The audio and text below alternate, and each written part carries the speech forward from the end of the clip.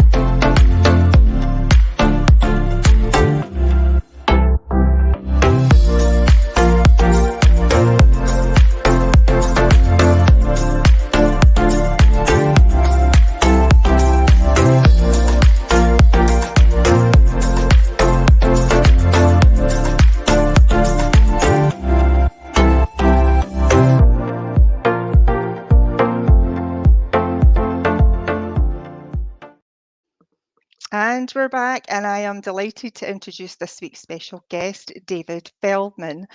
Now, David has written 8 books and has ghostwritten many others. He has made several films, won 2 film awards, and won a playwriting contest in 2022.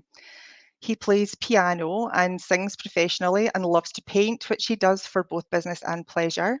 And he is here today to talk to us about his childhood experience and what happened that made him turn to writing. So, hello, David. Welcome. Hi, Dawn. Thanks so much for having me. You're welcome, sweetheart. It's lovely to see you. You could maybe start off by telling us about your childhood experiences and how you found your passion in writing. Sure, absolutely. Well, when I was very young, I was a happy little kid. Until about age 7 or 8, I liked school. I had happy family experiences. I had a brother and a sister. My parents were nice people, and everything went along just fine. At about 8 or 9 years old, I was on the receiving end of violence and abuse in my area near where I lived. I lived next to a schoolyard, and there was a violent experience with some older kids there. I was sexually abused by a neighbor. And when these things happen to you and you're 8 years old or 9 years old, you don't even realize the trauma and the pain that you're feeling. I had a lot of anxiety from that time on. And looking back, I know that, but at the time I didn't. Yeah. And I looked for a way out. And in my environment, I didn't have a way out, but I found a way out in reading. And at first, I found a way out that was far away via science fiction. I read a lot of science fiction books, magazines. I loved Ray Bradbury, Isaac Asimov, the Dune books. I loved the TV show Star Trek, which I think came out when I was 10 or 11 years old. Later on, I began reading authors that one read when one is older. Kurt Vonnegut was one of my favorites. I still like his books very much. And eventually I fell in love with the work of John Steinbeck, who could be my favorite author. And I liked all of these things because, first of all, they took me away from my own experiences, many times to other planets and other universes and experiences that were very different from my own. Also, there were people in the books that I read who also experienced trauma that was equivalent to mine. It wasn't always the same as mine, but there was trauma and there was PTSD and there was violence, and people survived, people coped with it, people transcended it, and it was good for me to read those things. And as I got older, I began reading mysteries, and in mysteries the same thing happens. So reading and writing really helped me to cope with and to process what I was feeling when I was a child, along with some TV and movies as well. Yeah, and you were talking about, when you were younger, you didn't realize what was going on. We're just not aware at that age of what's happening. Well, I was aware at a very surface kind of level. Yeah. I didn't really understand the depth of the way these things affected me. And they affected me for the rest of my life. Ultimately, they affected me in good ways because I became a very kind person, a very caring person, someone who I'm a very good husband. I'm a very good father. I'm very compassionate towards my own children. And I think that has a lot to do with the experiences I had. Unfortunately, in my own life, some of the way that I coped with the pain of violence and abuse, especially when I got into my early teens, was I got involved with drugs. And today I've been clean and sober for nearly 30 years. Great. Yeah, and that experience, first of all, turning to drugs and alcohol, it did numb the pain, especially early on. Being a teenager is hard. Yes, it You is know, very. Hmm. and I think for many of us, simply being a normal teenager feels traumatic. And for me, having gone through these experiences, kind of poured gasoline on the fire. And turning to drugs and alcohol took the pain away for a while. But then it didn't. They say a man takes a drink and then the drink takes the man. Yeah. And my experience was that that's what happened. And eventually, I looked for help and I found help. And that's been a big part of my life. I'm still very involved in staying clean and sober. And that avenue has helped me to find solutions at a great depth. I've sought and found spiritual solutions for the things that troubled me, and it's been a tremendous help. And some of that has been helping others. And in what ways did you find that spiritual solution? Well, when one gets clean and sober, kind of the usual ways. I don't really talk about the organizations that I participated in because they kind of frown on that. But I did do that, and I sought help by communicating with other people who had drug problems and alcohol problems, and difficulties with relationships, and I learned that I couldn't control other people. I learned that I had to connect with some kind of spirituality, and that's varied at different times in my life. I've participated in many of the world's religions, and I found ultimately I found some solace in my own. I was born Jewish, and I participate in my religion now. I came to it when I was in my 40s. I had my bar mitzvah at age 55, and here I am, age 66, and I'm someone who I don't talk about religion very much because I think, whether you think about God or you think about the universe, however you spell it, there are many roads to the top of the mountain. And I've learned to have much more insight into my life. I've learned it's not about having what I want, it's about wanting what I have, and learning to love my life and being able to see how rich I am. I don't have so much money, but I'm very rich. I have people who love me and who I love in my life.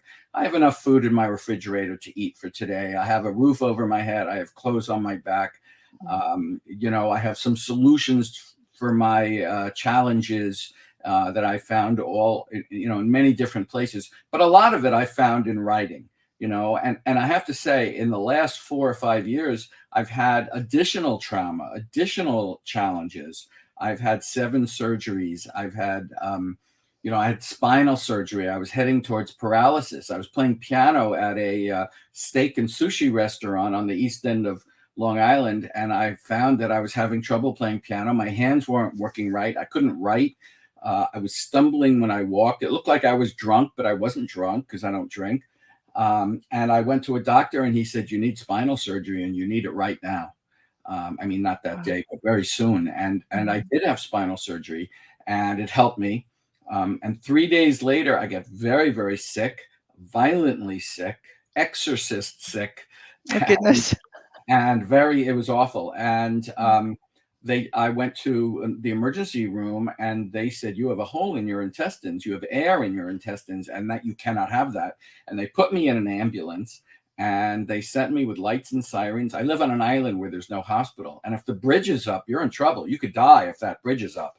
But the bridge wasn't up, and I went to a hospital, and a doctor came in, a wonderful doctor, a Haitian man, who said, we need to cut a piece out of your intestine, and you might wake up with a colostomy bag.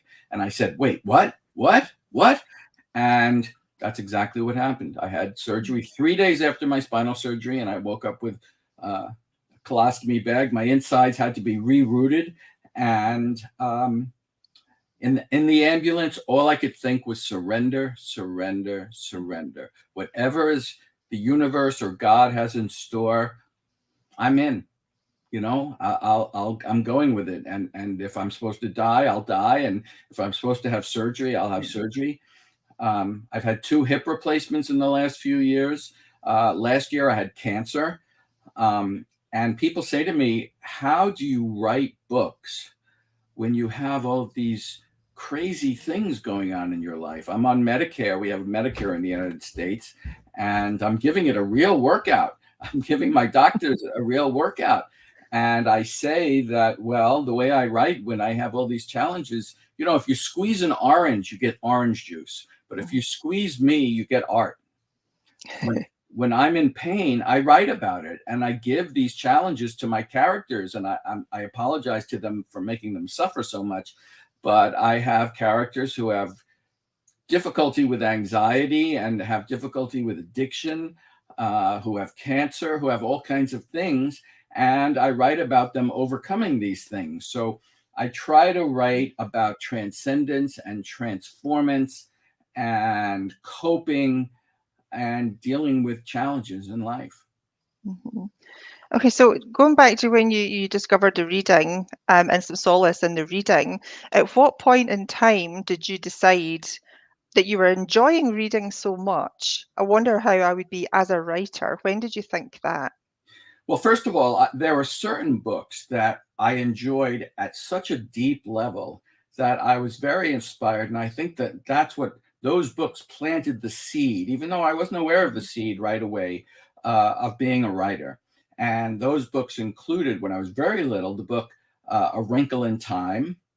When I was a teenager, the book The Outsiders by S.E. Hinton, which is really about, you know, I was a bit of a troublemaker when I was a teenager. I was a bit of a guy on the other side of the tracks who I rarely went to school. I got my education by reading, really. And I was in trouble a lot, you know.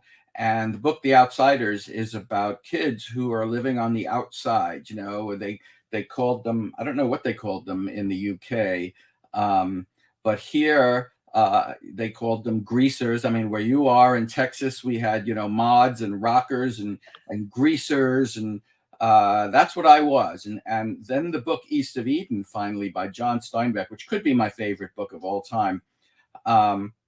All of those books are about good and evil and about transcending evil. And I think on a very deep level, particularly East of Eden, John Steinbeck's writing spoke to me in a way that I felt I must write. You know, I had things to say. And when I was a child, no one was listening. I wasn't heard. I think one of my issues is the issue of being heard. I wanted to be heard. And early on, I wrote some books, which I don't talk about so much anymore because some of them are out of print. My uncle had an experience where he was in the Flying Tigers in World War II. And he said to me, "Why don't you write my story?" And in about oh, I guess it was the late 90s, I wrote his story and it was published. And on the book's cover is a picture of my uncle with Chairman Mao. And it's a real picture, and that really happened. It's kind of a long story, which I won't go into now. But my uncle was, someone that I'm grateful for because he gave me a little bit of the start for writing and publishing by giving me his story. And eventually, I wrote another book about World War II, which was published by a very good university press. But ultimately, I wanted to write about my own experiences and somehow transcending the pain of them. And mysteries, I began reading mysteries probably about 15 years ago, and certain authors of mysteries, particularly Lee Child and the Jack Reacher books, and Harlan Coben, both of these authors really spoke to my need for transcending trauma and PTSD. Is it okay if I tell you how? Yeah, absolutely, of course. Please. So, yeah, so Lee Child, I've read all his books, many of them several times, and he developed a very, very well-known character, Jack Reacher, who's been in the subject of several movies and most recently a TV show on Amazon Prime. Jack Reacher is a guy who takes no stuff. He doesn't take abuse. He rights wrongs. He's a no-nonsense type of guy. He's a no-nonsense type of guy, but more than that, he stumbles into bullies and people who have taken over towns by abusing people, and he gives them what they deserve. Yeah. And everyone gets what's coming to them. And I love that because I was bullied in various situations as a child. I was on the receiving end of violence from people who were more powerful than me. I was a little child and I couldn't do anything about it. And Jack Reacher does things about it. People who are weak are abused, older women and people who are just not able to right the wrongs. And he takes care of them and everyone gets what they deserve. And I love that. And I think out of Jack Reacher and being inspired by his stories and some others as well, I developed the character Dora Ellison, who was the subject of my sixth book. Book 6 came out today. Dora Ellison Mystery Series. And she could be his niece. Dora is someone who was abused as a child, who witnessed her father beating her mother. And in the prequel, she tries to do something about it. And she couldn't do anything about it because she was a little child. But ultimately, she runs into tough people and she gives them what's coming to them. And I think for some of my readers, they've expressed that to see a woman do that is really, really exciting. Mm-hmm. And she discovers in book 1 that she is a natural at martial arts. She tries out for a new martial arts league that's going on where she lives in a town called Beach City, which is based on my city of Long Beach, New York. And she tries out and she beats everyone, including the instructor. She's a sort of a savant at martial arts. And going through the book, she runs into a bully early in every book and gives them a beating. In one case, it's someone who's beating up his dog. She gets out of the car and she beats the guy up and she keeps the dog, and that dog becomes her dog. And ultimately, in every book, she runs into the real bully who's a murderer. And she has a confrontation with the murderer late in every book. So she was sort of inspired, I think, by Jack Reacher. Harlan Coben, in his books, does something different. Tell No One is a book written by Harlan Coben that was made into a movie in French, which, despite being in French, could be my favorite movie or one of my favorite movies. And what happens in Harlan Coben's books is families where there's deep love, deep ties between people are torn apart by circumstances, by crimes, and they try to find their way back to each other, and they try to mend these families that are torn apart. And I just love that. There's deep, deep love. And for me, on some level, while my books are about transcending pain, they're also about love. Because what is more healing and what is more transformative and transcendent than love? There is only love. Yeah, absolutely. Very healing. Mm-hmm. Yes, I am in a wonderful marriage of 36 years. to a great girl who has been very loving. And I have two sons who I adore, and a little dog I adore. And all of them show up in some ways in my books. My dog, I have a lot of dogs in my books because I just love dogs. Yeah. And so I like Harlan Coben because he writes about deep love that you can really feel on a gut level in his stories. And that love is torn apart. And we have such hope as the stories go along that that these relationships will be healed again. And sometimes they are, sometimes they're not. Surprises happen. You can't write. I try not to write in a very linear way, so people will expect something to happen and then it happens. I try to fill my books with surprises and red herrings and misdirections and things that'll keep the reader on their toes. Mm-hmm. Excellent. I think now is a good time. We're just going to have a quick break, and we'll be back just shortly, so stay with us.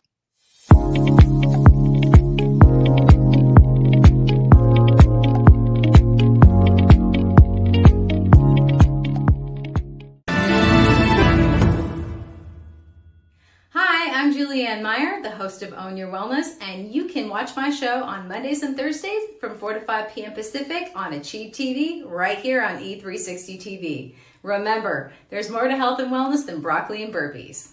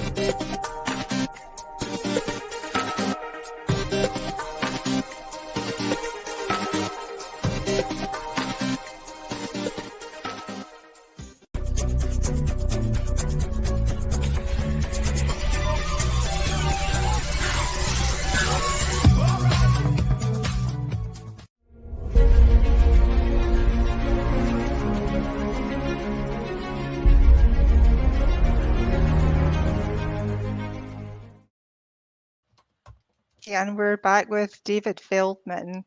I want just to touch quickly on something that you said before the break. You were talking about when you were taken to hospital and you just surrendered yourself.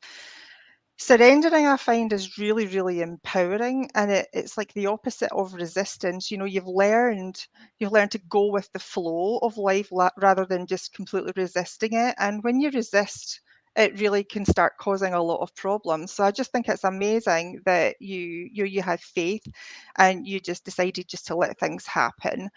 And I also like that you learn to, you live for today, you live for now. You don't worry about the future. You don't seem to have regrets for your past. You have learned to live in the moment.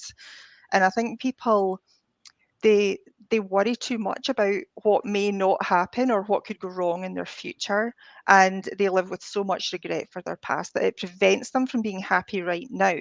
And that's part of the message I try to get out. So I think that's amazing. The strides you've taken, so that's fantastic.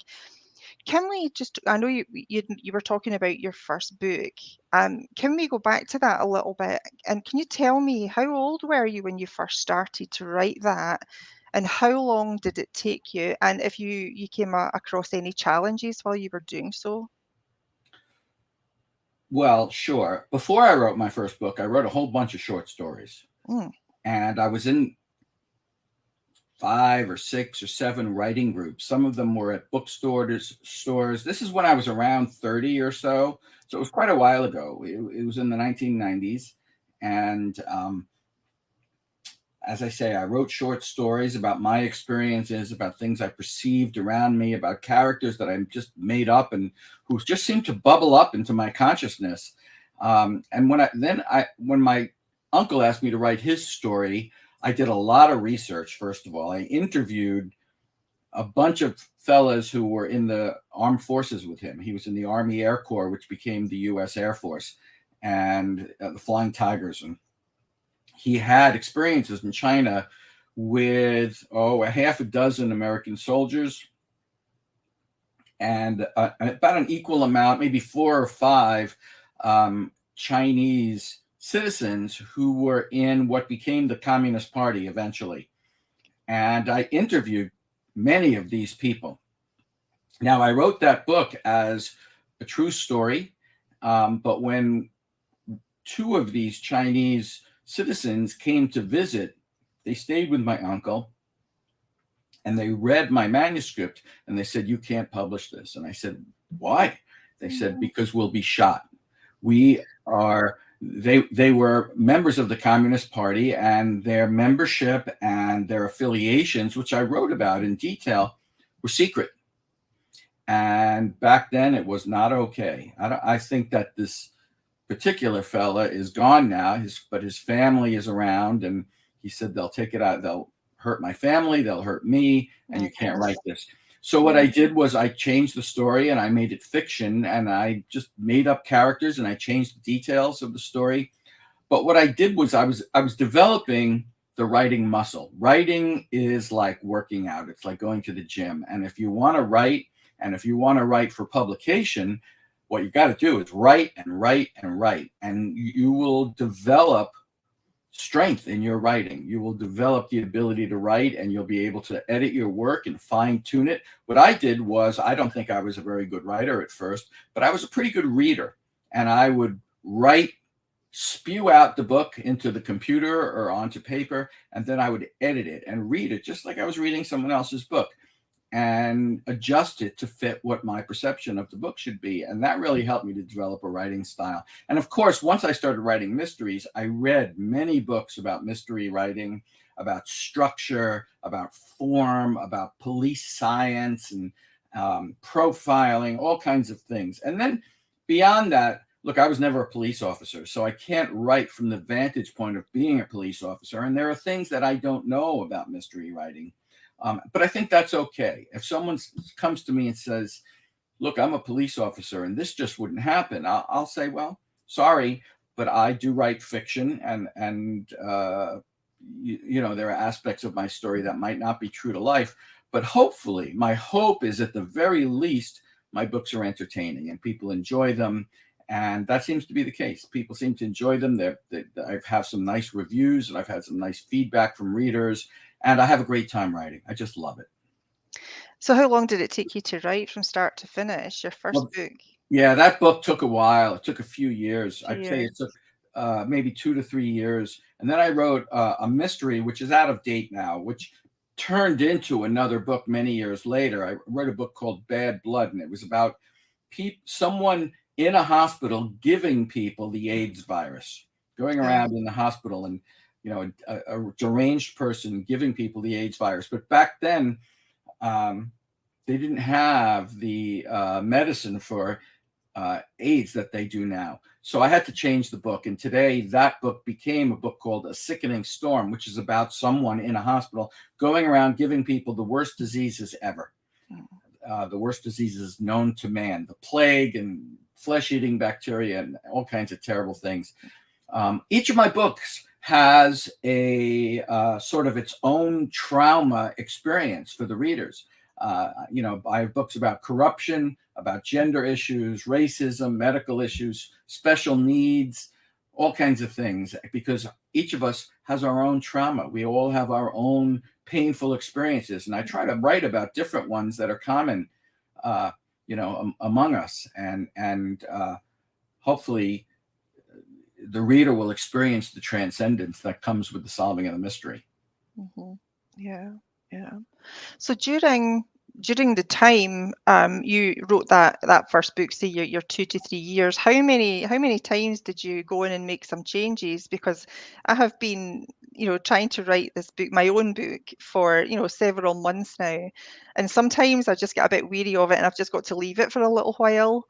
kind of come up against that, what they call writer's block. So I just step away from it. But the next time I go to look at it, I think sometimes my perceptions have changed a little bit, and now it doesn't read correctly to me. I've got to go in and change it. So did you find that you made many iterations, or did you just go with it? Your Oh, original? no. Like you, I made many iterations. I was constantly, it wasn't like I wrote it and then I came back and I rewrote it once and then rewrote it again. I was constantly making changes. It was an ongoing process. Yeah, I don't really remember it very well, but I did a lot of research and I made many changes, and I would have people read it and I would make more changes, and it evolved over a period of several years. And now the process is much easier for me. I can write a book in about 3 or 4 months. I've I put out this 8-book series in about a year and a half, 2 years. Okay. That's great. I'm glad it's not just me. Glad it's not just me. Yeah, well, I want to say something. Yeah.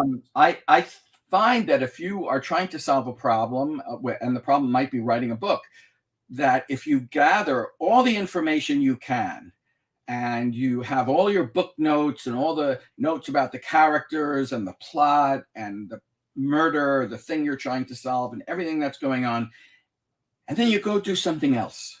You go to sleep, you go for a bike ride, or you just leave it alone for a little while. Subconsciously, these things can come together in our minds. I think our mind works on things subconsciously, and we can find the answers to things if we gather as much information as we can, and then go do something else. And we come back to it, and if we'll find that we have the answer somehow.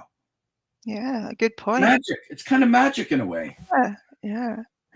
I'm just wondering that over these years when you've been writing and transcending your traumas, do you feel like getting your experience out onto paper, whether it be changed around, but actually dumping all that onto paper, how do you feel that's helped you evolve, spiritually? Has it mentally and emotionally calmed down, or how are the effects of your childhood trauma now? Oh, for sure. It has helped me to work through it. It's helped me to process it. Things happen and they have this impact, and we don't know what to think. Consciously, I didn't know what to think, and for many years. So for years, I was involved with drugs and alcohol, and I was also very angry, and things would happen that I would be hurt, and I would lash out. And I had a lot of unresolved anger. So over time, I think writing and kind of emotionally and mentally and spiritually churning to in the writing process had the effect of resolving issues and processing them for me. And the first issue for me probably was feeling safe. I didn't feel safe. As a child, I didn't feel safe. It was Well, it's not surprising, based on what you went through, all the violence. Yeah, absolutely. It's a very big deal. Feeling safe is very important. And I do meditations to this day with apps and just meditating on my own that are very helpful, and sometimes surrounding the idea of feeling safe. And I've created a safe space for myself spiritually and emotionally, and in my home with my wife and my children. Look, we went through something in 2012, Superstorm Sandy, Hurricane Sandy was here in New York, and my town, Long Beach, New York, was ground zero for Hurricane Sandy. Most of the homes in my town were underwater. My own home was underwater. We were in a shelter with 500 people. It was traumatic. It was very difficult and traumatic. We had to completely gut our home and have it built from the ground up again.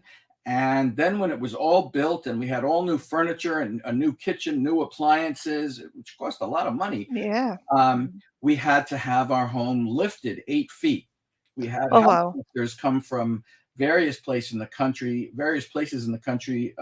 Louisiana and California, and they came in with these trucks and these hydraulic lifts, and they lifted our house 8 feet in the air and put a foundation under it. So now I have an open space under my home with an 8-foot foundation. And that was very traumatic.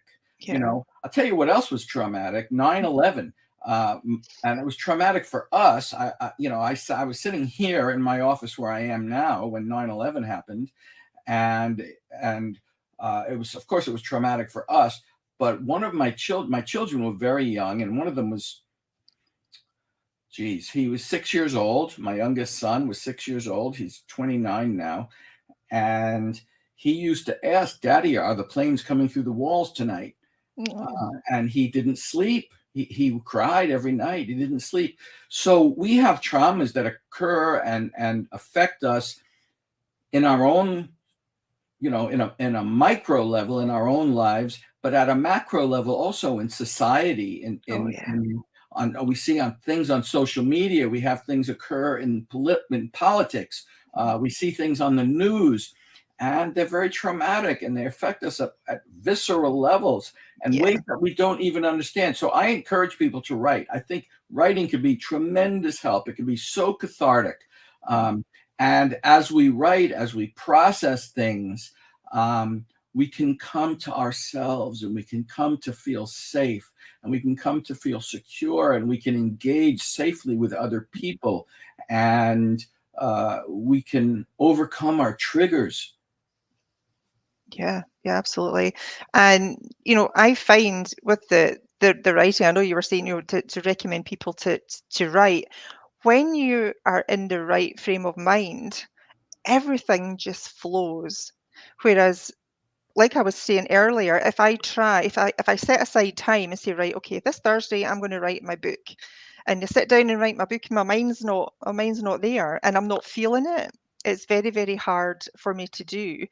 But when I'm in the right frame of mind, it just absolutely flows, and I can throw out, a couple of chapters in a day or so. Do you find that you're the same? That you sometimes have days where you think, I just can't face this just now, and you have other days where it just goes amazingly well? Not anymore. So you bring up a great point, and I'd like to address that. Sure. For sure.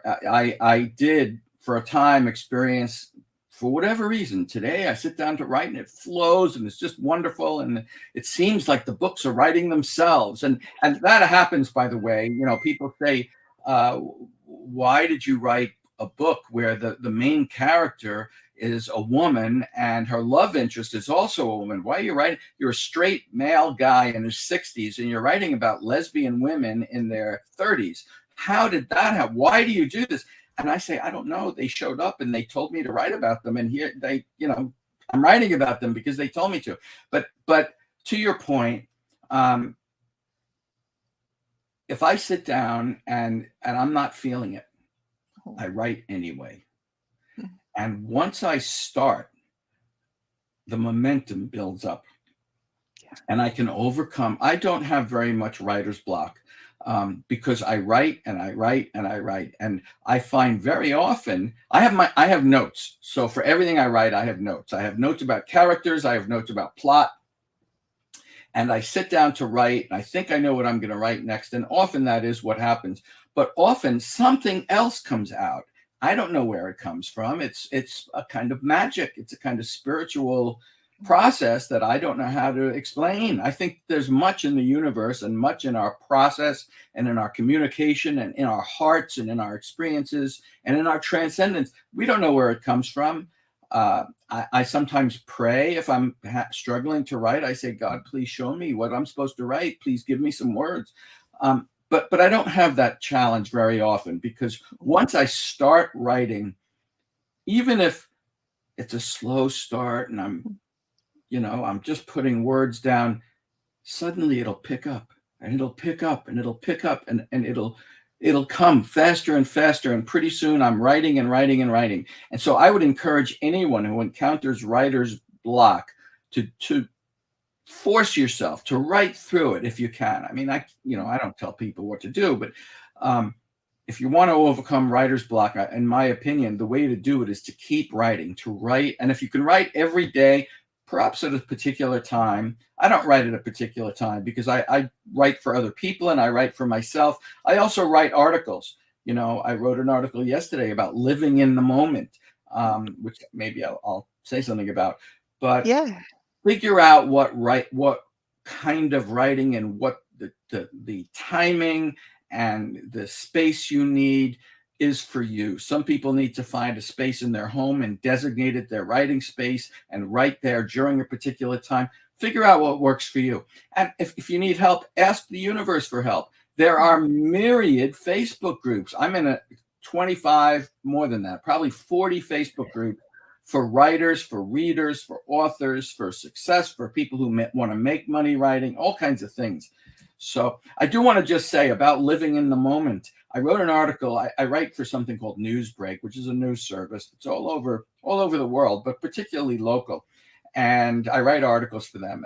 And yesterday I wrote something about living in the moment. And it was about what's bothering you today. What's on your mind? People have things on their minds and they get upset. And if you ask them how you're doing, they say, well, I'm just hanging in there. I'm upset about my finances. I'm upset about my mortgage, about my future. I'm concerned about my health. My sister looked at me the wrong way and I'm upset about that. People have all kinds of things. And the point I made in the article was, think about this. What time is it where you are? I guess it's about 1:40 in the afternoon here. Probably it's about 12:40 if I'm not mistaken where you are. But how much of what's bothering you is happening right now? You're afraid about your finances? Okay. Do you have enough to eat? Do you have a place to live? Is your car paid for? How much is being taken away because of your finances right now? How much of, whatever it is, your health, you worried about your health? Look, I had cancer last year. That was scary, but I see the positive. I've had all these health challenges. I have great doctors. I live in America. We have a wonderful medical system. Is it perfect? No. But I went right to Sloan Kettering in New York City. I went there and they took care of me. And for today at 1:40, I'm okay. I'm healthy. I have nothing to worry about. Okay. I'm having a wonderful conversation with a lovely woman, Dawn Livingston. And this is great. So there's nothing to worry about right now. Yeah, life is good in the moment. Yeah, and it goes back to what I was saying earlier about, worrying for things in the future and, regret from the past. But if we could just touch on, I know you had told me that you've been a ghostwriter for several books. Can you explain that term to us? What does that mean? Sure. I've written probably 20 books for other people. I advertise for that and I say that I'm a ghostwriter. And if you want to write your book, now's the time. Together, we'll write your book. Now, I've done this for a major ghostwriting organization in New York City who had a client who wanted to write a book that had to do with a certain ethnic group in the American military. And they approached me and we figured out a contract. And I did a bunch of work for this fellow who wanted to write this book on a particular subject. But most of the time I've worked for individuals who have found me on Craigslist. I put ads on Craigslist and people want to write books for all sorts of reasons. Many people want to write books because they've been through trauma, they've been through pain, they were abused, and they want to write their story for very much the same reasons that I want to write, but they don't know how to go about it. People who have been in pain and who were abused, they have this thing inside them that wants to come out. They have pain that in a way they want to cry out, but they want to cry out in a way that they're telling their story and they want to help other people to not have to go through the same thing. And I guess the universe has arranged for many of these people who want to write for these kinds of reasons to find me. I have other people, a woman in New York City came to me and she wanted to write books about all kinds of things. She wanted to be kind of like Oprah, giving advice about relationships and all sorts of things. And I wrote probably 7 books for this woman. And it was wonderful. We had a great time writing these books. That's great. That's great. Yeah. Yeah. Fun. So do you have any advice that you would want to give to people who haven't started writing but may consider that, to actually get their story out, cope with their pain, get it out of their head and onto paper? Do you get any advice for them? Sure. Very, very simple. Do it. Write. Don't stop putting it off.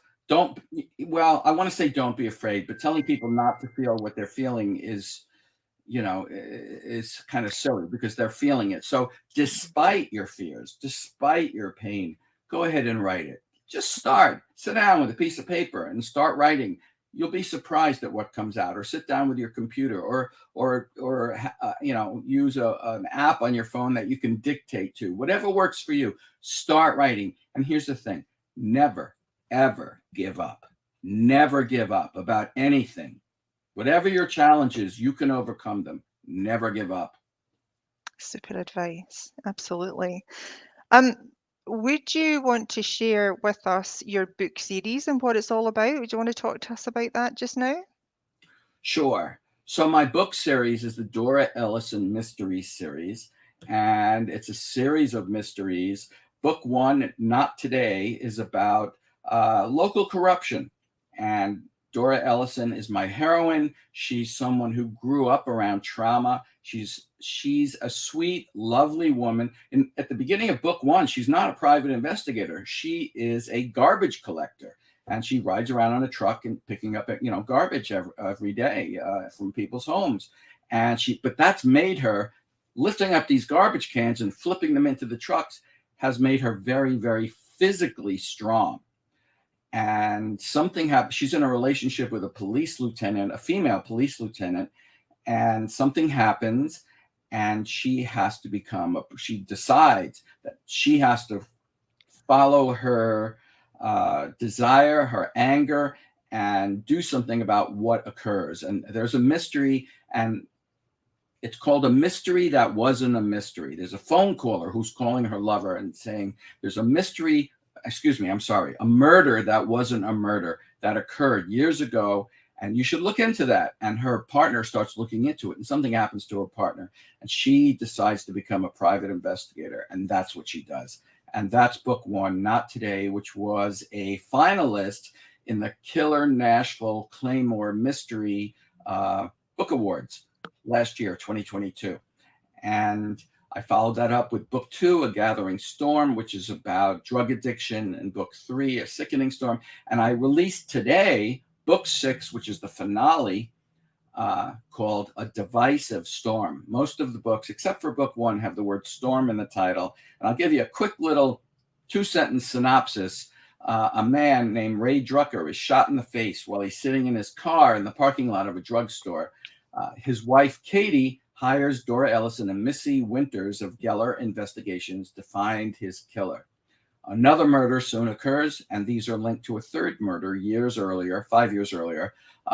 And Dora and Missy learned that these men were all members of a club with a barely hidden racist agenda and a white supremacist past. As the bodies pile up, Dora and Missy are faced with their most daunting, dangerous case yet, A Divisive Storm, book six, the finale of the Dora Ellison Mystery Series, out today on Amazon.com.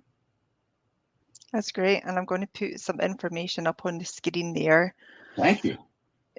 This is where you can contact David. His website's up in the top left-hand corner. And this QR code down here, do you want to tell us a little bit about this bundle? Yes. Well, you will get a look at my mystery series and at all my books. I also have a standalone book about racism, which is a novel called The Neighborhood, which was also an award-winning book. But I would suggest investigating the bundle yourself and learning more about my work, and I suspect that you find out that the traumas that you experience personally connect to my stories. At least that's my hope. And I have had some people say that that's been the case.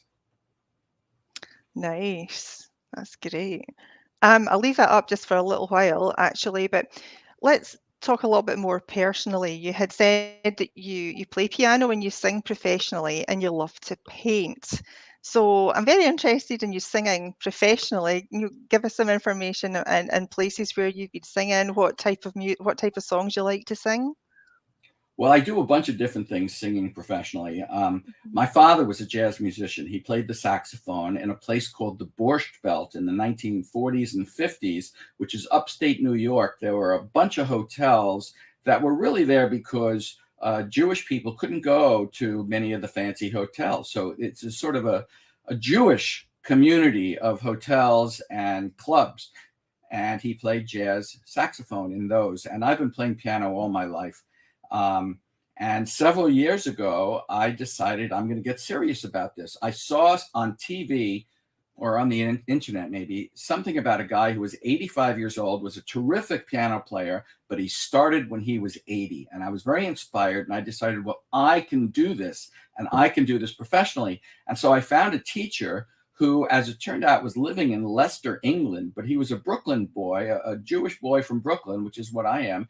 And I connected somehow with this fella, and he became my teacher and taught me for a few years. And I started going out and playing piano for seniors at senior homes, nursing homes, and assisted living homes. I'm going to be at one today, as a matter of fact. And I play everything from Sinatra, things that older folks like. So Sinatra through the 60s and 70s. That's solo. I bring a piano with me, a portable piano and an amplifier and a microphone, all that stuff. And I play solo and I sing for seniors. I'm also in a duo that plays from Sinatra era through about the 80s, 90s with a drummer. That's called Jaybird and Dave. And I'm the Dave, of course. And we play at restaurants in the New York metropolitan area. I'm also in a rock band called Rockville Drive, which is more of kind of a rock and roll 60s, 70s classic rock. And we play at bars also. So I do a bunch of different things musically, and I have a wonderful time doing it. And it's a great also, it fits with what we're talking about because singing is a wonderful catharsis. And if I'm tense and, hurt, there's nothing like singing. Yes. And just a note, I started painting because I painted when I was in high school. I was very artistic and creative, and I painted when I was a kid. And then I didn't paint for 40 years.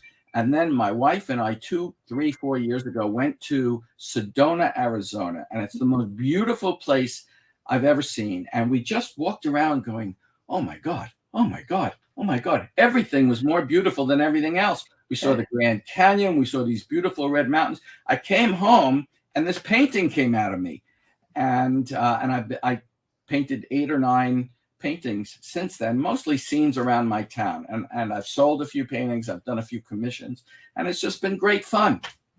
That's great. So you paint your memories as well from nice trips? Well, I painted Sedona. I took photos of Sedona and of the Grand Canyon, which we were blown away. Looking at pictures of the Grand Canyon doesn't do it justice. Standing there and seeing this enormous, majestic, beautiful, America is so beautiful. So much of our country is so beautiful that I came home, and then from the pictures that we had taken, I did a few paintings. And since then, I've painted my dog, I've painted my wife, and I've painted, but mostly scenes from around my town, because I think my town is just a beautiful place. Long Beach, New York is a beautiful beach community, and I've painted Long Beach and I've played music around Long Beach. And all of this connects to trauma because all of it helps us to transcend our trauma and our pain and helps us to process the things that are challenging for us in life. Yeah, very, very true. Well, we're about running out of time. I just want to say I've had a fantastic conversation with you. That time just went past like that. That was great. Some fantastic information. Thank you very much for sharing that with us today. We're super grateful. Thank you, Dawn. My pleasure and my honor. All I have to say is thank you. No problem. My pleasure too. Just want to say a quick thank you to the viewers as well for watching today. And stick around, come back and see us for next week. But for now, bye. Bye-bye. Bye.